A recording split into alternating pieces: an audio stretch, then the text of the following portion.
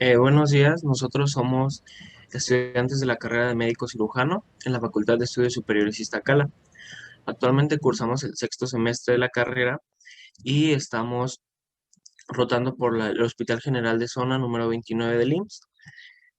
Somos el del grupo 2605 a cargo del doctor Néstor Ariel Carranco Blanquet y pertenecemos al equipo H.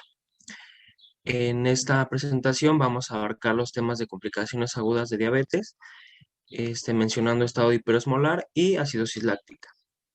El equipo está conformado por mi compañera Morales Ramos Anayaquelín, mi compañera Pérez Monroy Michel y un servidor de la Cruz Castro José Antonio.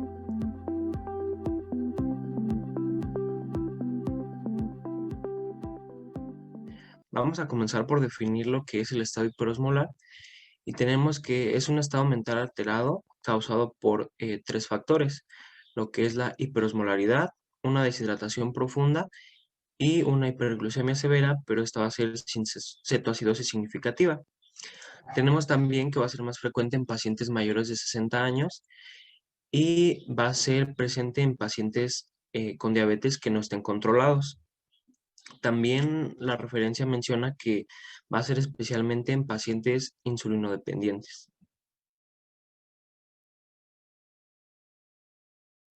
Y bueno, vamos a encontrar que existen distintos factores de riesgo para que esta complicación se presente.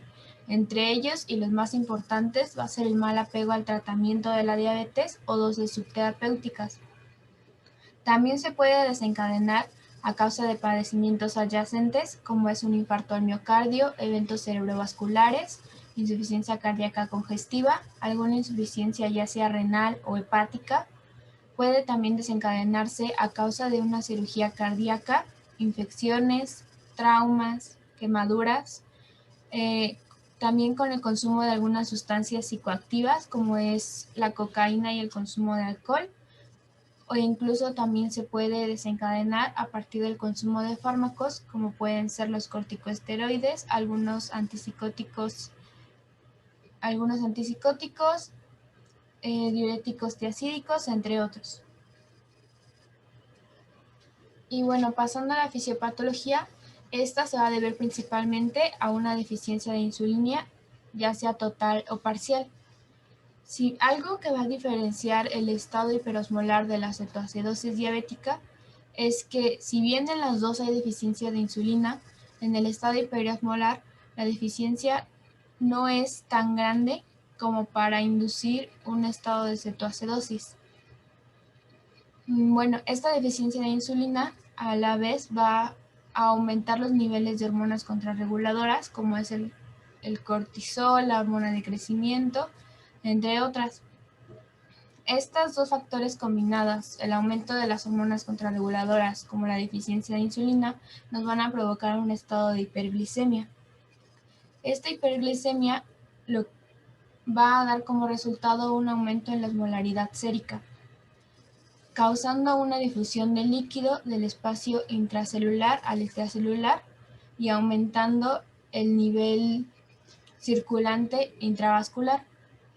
Este aumento del nivel circulante nos va a dar como resultado una glucosuria, presencia de glucosa en la orina, un aumento de la tasa de filtración glomerular y por el mismo aumento de volumen una hiponatremia dilucional. Por lo mismo de este aumento de volumen se va a llegar a desarrollar una diuresis osmótica. Esta diuresis osmótica, si se mantiene durante un tiempo, si es sostenida, nos va a llevar a una disminución de la tasa de filtración glomerular, que se va a traducir como una insuficiencia renal aguda. También nos va a llevar a un estado de hipovolemia y a un estado de deshidratación hipertónica. Bueno, en cuanto a las manifestaciones clínicas que un paciente puede estar presentando de estado hiperglucémico, pues se hace mención que este va a ser de comienzo insidioso y va a ser precedido de días o semanas por sintomatologías de diabetes, como tenemos la poluria, la polidipsia y la astenia. Vamos a tener que, en cuanto a la exploración física, pues vamos a encontrar signos de de deshidratación. Y estos signos pues podemos verlos presentados por una hipotensión, una taquicardia o porque puede haber una pérdida de tegumentos en la piel y la sequedad de las mucosas. Si esta deshidratación no la tratamos inmediatamente, pues nos puede provocar alteraciones neurológicas, tales como el letargo, el delirium, el coma y pues una de las complicaciones más severas pues se presentan las convulsiones generalizadas o focalizadas. Aquí cabe recalcar que pues no vamos a encontrar cetonas en orina y pues por lo tanto no vamos a tener una respiración de Kussmaul o aliento cetónico, porque como vimos en la fisiopatología, pues es la insulina, a pesar de que es insuficiente, pues hay, y por tal motivo, pues esto va a hacer que no se genere una lipólisis y por lo tanto no tengamos cuerpos cetónicos. Y no nos dará una respiración Kussmaul o un aliento cetónico. En cuanto al diagnóstico, para nosotros poder decir si el paciente está presentando un estado hiperosmolar, pues tenemos que en el paciente tenemos que hacer un interrogatorio y una exploración dirigido a la sintomatología de la diabetes. Vamos a preguntarle al paciente sobre ingestas de fármacos, si ha tenido factores desencadenantes como una infección, o podemos guiarnos en un diagnóstico diferencial de las 5I, que estas pues nos hacen mención que puede ser de un infante, o sea, de un embarazo, si la paciente está presentando un embarazo o presentó uno, si incluye un infarto, si incluye infecciones o si hay una indiscreción. Aquí pues vamos a incluir las toxicomanías tales como la cocaína o también la insulina. En esta pues vamos a preguntarle al paciente cómo se aplica la insulina, en cuánto tiempo, si está llevando un tratamiento adecuado y así nosotros podemos diagnosticar bien si está presentando un estado hiperosmolar. Otra manera en que nosotros podemos diagnosticarla es mediante los criterios que nos da la clasificación de ADA. Esta nos hace mención que si un paciente presenta una glucosa mayor a 600 miligramos sobre decilitro, pues está presentando un estado hiperosmolar, pero también tenemos que observar el bicarbonato, que este tiene que ser mayor a 15 miliequivalentes, y pues la osmolaridad sérica efectiva, que esta debe de ser mayor o igual a 320. Cabe recalcar que nosotros tenemos que sacar la osmolaridad sérica efectiva mediante fórmulas, pero posteriormente se las voy a estar mencionando. También, pues aquí no vamos a encontrar cetonas o algunos casos sí puede presentar cetonas, pero pues van a ser muy leves, pero no general en un paciente con estado hiperosmolar es de que estén ausentes. Un pH venoso y arterial, pues este lo vamos a encontrar mayor a 7.3. Y pues las alteraciones del estado neurológico por la deshidratación severa, pues va a ser variable y va a presentarse por somnolencia, estupor o coma. Otra manera en que nosotros podemos basar nuestro diagnóstico es determinar la glucosa plasmática y la hemoglobina glucosilada. Esta solo nos va a proporcionar información útil sobre cómo está el grado de control metabólico del paciente. Posteriormente, pues la química sanguínea va a ser de mucha ayuda porque aquí va a haber desequilibrios tanto de electrolitos como de otras clases, como por ejemplo el nitrógeno úrico en sangre. Cuando hay una deshidratación severa, pues va a tratar de compensar el cuerpo y lo que va a hacer es elevarse igual con la creatinina. Estos van a ir juntos de la mano, entonces vamos a encontrar por lo general en un paciente con estado hiperosmolar, pues el nitrógeno úrico aumentado igual que la creatinina. Los valores normales del nitrógeno úrico van alrededor de un intervalo del 7 al 20 y eso va a ser lo normal. Mientras que en la creatinita, pues vamos a tener que los valores normales van a ser del 0.3 al 1.3 miligramos por decilitro. En los electrolitos séricos, pues va a haber un desequilibrio y entre ellos vamos a tener que el sodio y el potasio van a estar aumentados. Entonces nos va a causar una hipernatremia. Comúnmente los valores normales del sodio pues están entre el 135 al 145 mini equivalentes por litro, pero cuando hay un estado hiperosmolar, este tiende a aumentar y a exceder a los 145 mini equivalentes. Esto se va a deber a que va a haber una hiperglucemia y pues va a facilitar la difusión de agua y pues va a hacer que se aumente también el potasio. El potasio también va a estar muy elevado y el fosfato lo vamos a encontrar pues bajo por la hiperglucemia que se está presentando en el paciente. ¿Para qué es importante sacar el sodio corregido? Porque aquí en estos pacientes pues suelen presentar una déficit de agua. Están perdiendo alrededor del 6 al 10%, de 6 a 10 litros por agua. Entonces nosotros tenemos que saber cuánta agua está perdiendo nuestro paciente. Para eso primero necesitamos nosotros saber el sodio corregido. Entonces se utiliza una fórmula. El sodio plasmático o sérico, pues lo vamos a sumar a 1.6 más glucosa menos 10 entre 100 y esto nos va a dar el sodio corregido. Y nosotros, ya teniendo el sodio corregido, pues vamos a tener la déficit de agua. Entonces, se va a calcular de esta manera la déficit de agua. Va a ser el agua corporal total por el sodio corregido menos 1 sobre sodio deseado. Entonces, ¿cómo nosotros sabemos cuánta agua corporal multiplicar por el sodio corregido? Pues hay unas fórmulas específicas y pues nos hace menciones que en la mujer se multiplica 0.5 por su peso y en el hombre de 0.6 por su peso. Y así nosotros podemos saber cuánta agua en litros está perdiendo nuestro paciente. Otra forma en que podemos hacer un diagnóstico diferencial si está presentando nuestro paciente un estado hiperosmolar o una cetoacidosis diabética, pues es mediante el ego, porque en él nos va a demostrar si hay una evidencia de deshidratación y si esta va a ser leve o grave. Y pues también nos va a poder marcar pues si hay cetonurias presentes o pues si hubo una infección del tracto urinario y esto nos está desencadenando estas patologías. Vamos a tener que la osmolaridad sérica pues se va a calcular mediante una fórmula. Y los valores normales van del de 275 a 295, pero pues cuando hay un estado hiperosmolar, este tiende a ser mayor o igual a 320.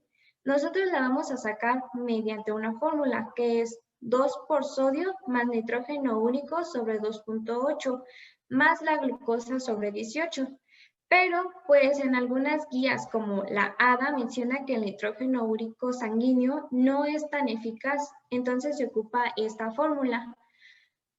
Osmolaridad sérica es igual a 2 por sodio más glucosa sobre 18.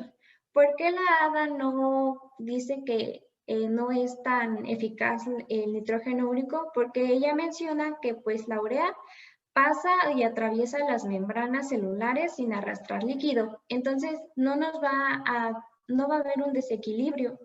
Entonces, va a estar igualitario la urea. Pero, pues, como habíamos visto en la química sanguínea, pues, esta tiende a estar elevada igual que la creatinina. Y por eso algunas veces se utiliza el nitrógeno úrico. En la gasometría, pues vamos a ver que el bicarbonato va a estar mayor a 15 mini-equivalentes y el pH arterioso y venoso pues va a estar mayor a 7.3. En el electrocardiograma, pues nos va a ayudar porque va a haber desequilibrios en el potasio. Puede estar disminuida o alta dependiendo de la hidratación, si es severa o leve. Entonces nos va a poder provocar patologías en nuestro ritmo cardíaco, tales como una arritmia o otros tipos de trastornos. Vamos a tener que otros, como estudios complementarios, puede ser el líquido cefalorraquídeo, porque este nos puede dar si el paciente está presentando una infección del sistema nervioso central y por lo tanto nos está dando alteraciones neurológicas. En la radiografía de tórax, pues nos puede estar presentando si el paciente está presentando un cuadro respiratorio y por lo tanto nos está haciendo de estas descompensaciones. Los hemocultivos y los urocultivos, pues estos nos van a ayudar a ver si hay infecciones urinarias y qué agente está causando este desequilibrio. Por ejemplo, en la biometría hemática vamos a encontrar una leucocitosis. Esto nos quiere decir que hay una infección, pero un hemocultivo nos va a especificar qué agente está causando tal infección.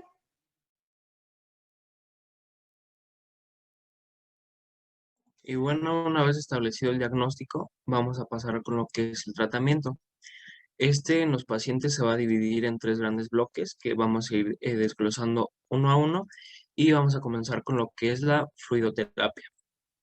Aquí sabemos que los pacientes con el síndrome hiperosmolar este, van a presentar la deshidratación y la disminución de sodio por un producto de diuresis osmótica. Aquí en los pacientes se estima una pérdida de agua de 100 a 200 mililitros por kilogramo de peso y la meta en esta primera parte del tratamiento va a ser reponer la mitad del déficit de líquidos durante las primeras 8 horas y el resto se va a reponer de las próximas 16 a 24 horas del inicio del tratamiento.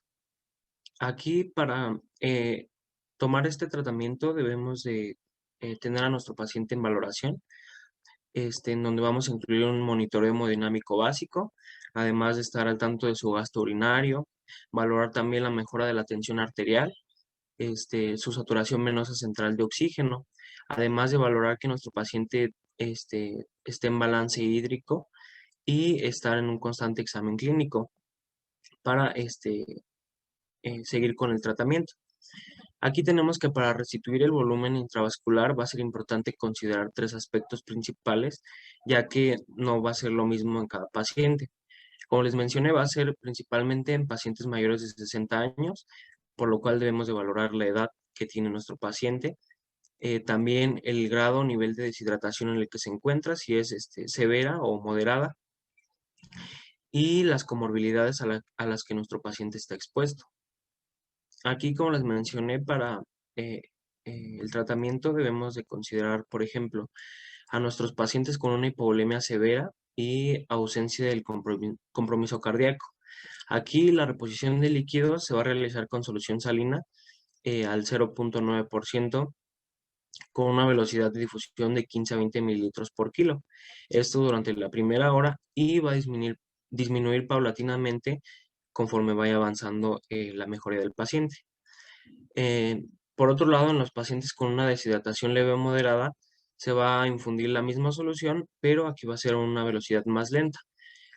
Se refiere que va a ser de 7 mililitros por kilo por hora. Aquí, durante el proceso del tratamiento, tenemos que es necesario monitorizar los niveles séricos de glucosa para decidir en qué momento se va a realizar el cambio de la solución inicial, que era solución salina al 0.9%, y la vamos a cambiar a soluciones glucosadas o mixtas, pero esto hasta que logremos la meta establecida en la glucosa, que va a ser un valor de 250 miligramos sobre decilitro. Aquí les presento un algoritmo de la fluidoterapia que viene en la guía de práctica clínica, en donde vamos a determinar primero el estado de hidratación. Si el paciente está en un choque hipovolímico, se le va a administrar la solución salina al 0.9% en una velocidad de 15 a 20 mililitros por kilo. Si nuestro paciente está en choque cardiogénico, debemos de monitorizar, debemos de realizar una monitorización hemodinámica. Por otro lado, si nuestro paciente, como les comentaba, está en una deshidratación leve, vamos a administrar la misma solución salina, pero a una velocidad más lenta. Y para esto posteriormente vamos a evaluar el sodio sérico corregido con las fórmulas que vimos hace un momento. Y bueno, una vez, si tenemos el sodio sérico normal, vamos a seguir con solución salina al 0.45 a una velocidad de 4 a 14 mililitros por kilo. Esto valorando el estado de hidratación del paciente, si sea moderado o severo. Si tenemos el sodio sérico bajo, vamos a administrar solución salina al 0.9% a una velocidad de infusión de 4 a 14 mililitros por kilo por hora. Igual también esto va a ser valorando el estado de hidratación de nuestro paciente. Y como les comenté, la meta en la glucosa en estos pacientes va a ser un valor menor o igual a 250 miligramos sobre decilitro para que el paciente mejore. Bueno, pasando a la segunda parte del tratamiento, esta va a ser la administración de insulina y su objetivo va a ser disminuir la glucosa de forma lenta para evitar complicaciones neurológicas. Esta parte del tratamiento se va a llevar de manera posterior a la reanimación hídrica que ya les explicó mi compañero. Y antes de iniciarla se tienen que llevar dos procesos.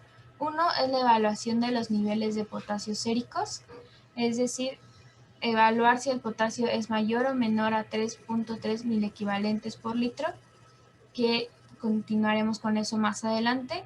Y el otro es evaluar cómo se va a llevar a cabo la administración de insulina. Esta administración de insulina se puede llevar por medio de tres vías: vía intravenosa, vía subcutánea o vía intramuscular. En este caso, para el estado hiperosmolar, la vía de elección va a ser la vía intravenosa, aunque también se pueden utilizar las otras dos vías. Bueno, con la vía de administración intravenosa se va a recomendar una dosis de 0.14 unidades por kilo por hora de insulina rápida, con el fin de disminuir los niveles de glucosa a una velocidad de 50 a 75 miligramos por decilitro por hora, o aproximadamente un 10% del valor inicial. En el caso de que no se alcance esta velocidad de disminución de los niveles de glucosa, se va a duplicar la infusión de insulina por hora. En este caso, con la terapia de insulina, el valor objetivo de los niveles de glucosa que vamos a tener en mente es de 300 miligramos por decilitro. Una vez que se alcance ya sea la velocidad de insulina y los niveles óptimos, en este caso 300 miligramos, se va a disminuir la dosis de infusión a 0.02 o 0.5 unidades por kilogramo por hora, además de ajustarse a las soluciones como previamente ya les explicó mi compañero. Esta dosis se va a mantener hasta la resolución del estado hiperosmolar. Y bueno, igual aquí les presento el diagrama de flujo que nos presenta la guía de práctica clínica. En este caso, como ya les dije, va a ser posterior a la reanimación hídrica inicial y se va a evaluar los niveles de potasio sérico y la vía de administración de insulina. En el caso de que se llegue a utilizar otra vía de administración como la subcutánea o la intramuscular, vamos a tener una dosis inicial de insulina regular de 0.4 unidades internacionales por kilo y una dosis subsecuente de insulina regular de 0.1 unidades por kilo por hora.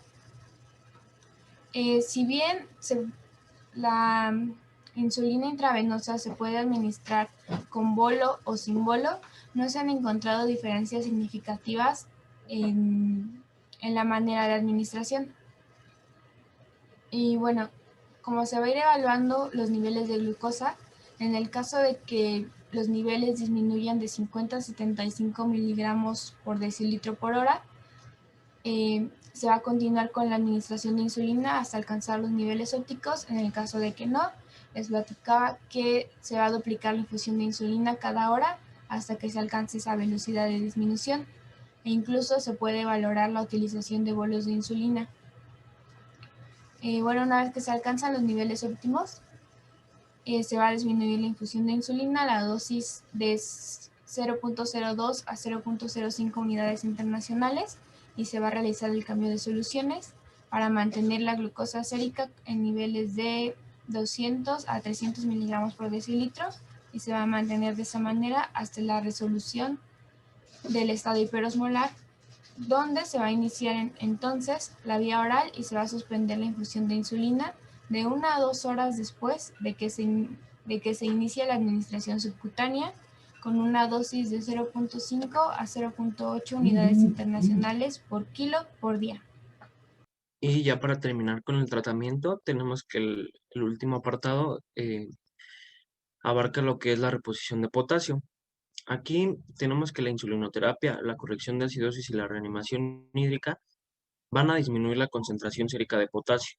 Es por esto que se deben de estar monitorizando los niveles séricos para que no disminuyan tanto. Tenemos que la reposición de potasio, cuando su concentración sérica sea menor de 3.3, antes de iniciar la terapia, siempre y cuando la diuresis sea mayor a 50 mililitros por hora. Entonces aquí debemos de evaluar primero que el paciente se encuentre por encima de 3.3 miliequivalentes para poder iniciar la terapia con insulina. En pacientes que tienen niveles séricos de potasio por encima de 5.5 miliequivalentes por litro, se va a omitir el aporte de potasio en las soluciones, ya que si sigue aumentando y nosotros no conocemos el compromiso de la función renal del paciente, esto puede llegar a ser mortal. Y bueno, tenemos que se recomienda aportar de 20 a 30 miliequivalentes por litro de potasio en cada litro de solución para mantener los niveles séricos en nivel normal. Aquí el propósito de de esta parte del tratamiento va a ser mantener los niveles séricos de 4 a 5 miliequivalentes por litro.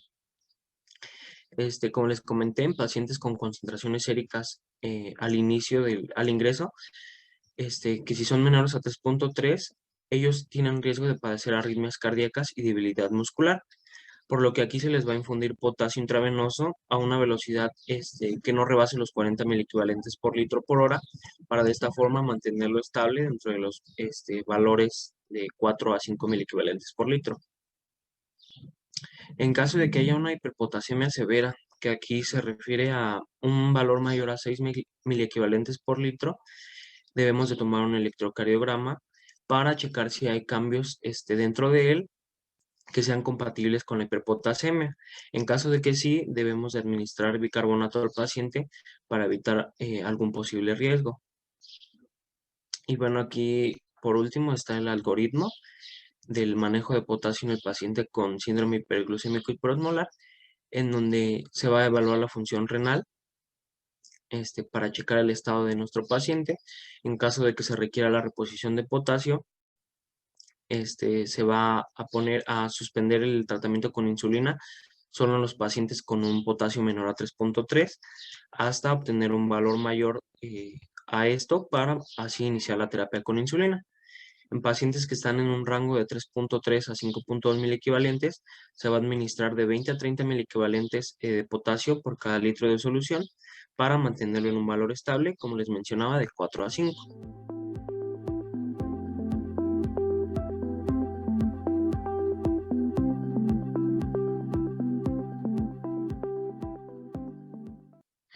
Bueno, ahora vamos a comenzar con lo que es acidosis láctica. Igual vamos a desarrollar el tema incluyendo los temas anteriores. Vamos a comenzar por definirlo y tenemos que, para empezar, el ácido láctico va a ser el producto final del metabolismo anaeróbico de la glucosa. Y aquí la acidosis láctica se va a presentar cuando hay un exceso de ácido láctico en la sangre. Tenemos también que la vía principal para la eliminación del ácido láctico va a ser por medio de la captación hepática o bien por la función renal, pero esta va a ser en un menor grado. Los valores normales para el ácido láctico van a ser de 0.5 a 2.2 milimoles por litro. Esta acidosis láctica puede ser el resultado de tres principales mecanismos, como lo son una superproducción del ácido láctico, que va a estar caracterizado por una hipoxia hística. También puede ser por una eliminación deficiente. Esto puede estar causado por una insuficiencia hepática porque mayormente se elimina por vía hepática. Y puede ser también una combinación de ambas, que va a ser, por ejemplo, en un colapso circulatorio.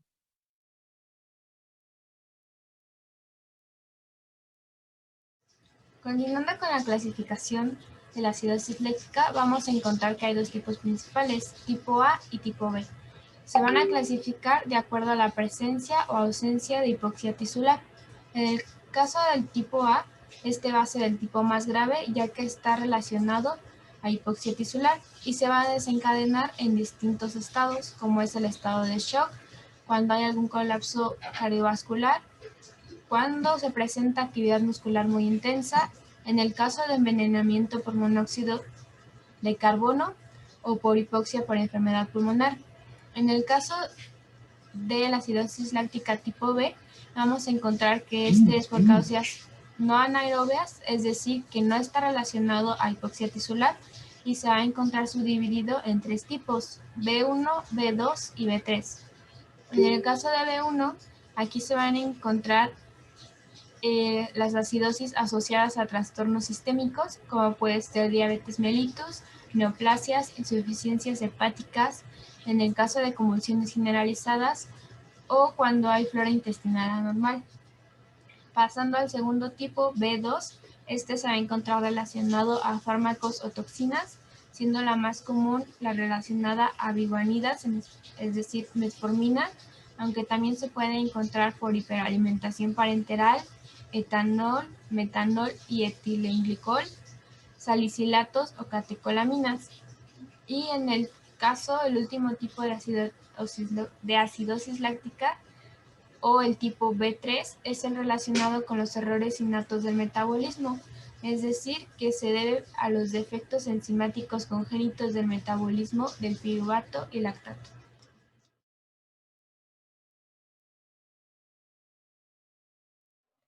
Bueno, en el cuadro clínico vamos a tener que su sintomatología es inespecífica y va a ser de inicio repentino y de manera brusca.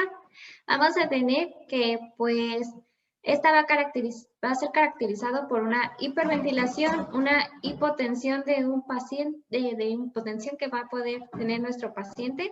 Esta va a ser caracterizada porque va a ser muy grave, la presencia de taquicardia, y pues porque también va a haber debilidad, náuseas y estupor. Vamos a tener que si la acidosis láctica empeora, pues va a haber un proceso de shock y pues esto puede provocar que nuestro paciente puede llegar a tener pues una muerte.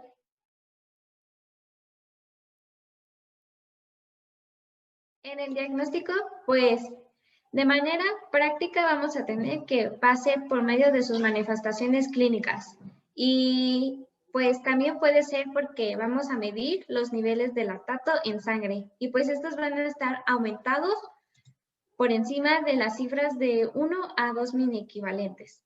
También la gasometría nos va a poder ayudar a diagnosticar bien si se está presentando una acidosis láctica. Vamos a ver que aquí va a estar el pH por debajo de 7.35 y también va a haber una disminución de bicarbonato.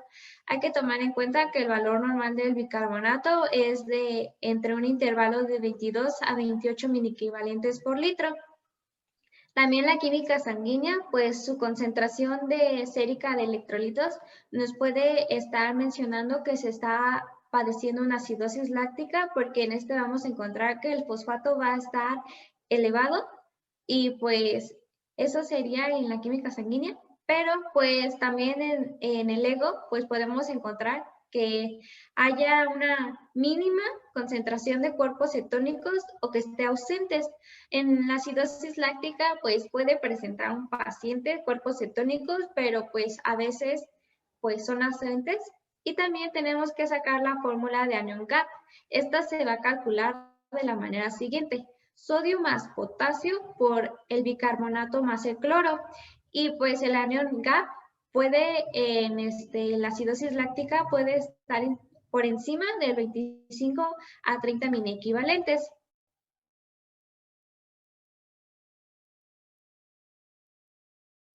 Ya para finalizar, vamos a hablar de lo que es el tratamiento y tenemos que el tratamiento de soporte deben de garantizarse la permeabilidad de las vías respiratorias y mantener al paciente con una buena oxigenación, además de estar en constante rehidratación e hidratación en caso de que haya alguna hipotensión, por ejemplo. También debe llevarse a cabo los cultivos apropiados e instituir el tratamiento antibiótico. Esto en cualquier paciente gravemente enfermo con acidosis láctica sin causa aparente.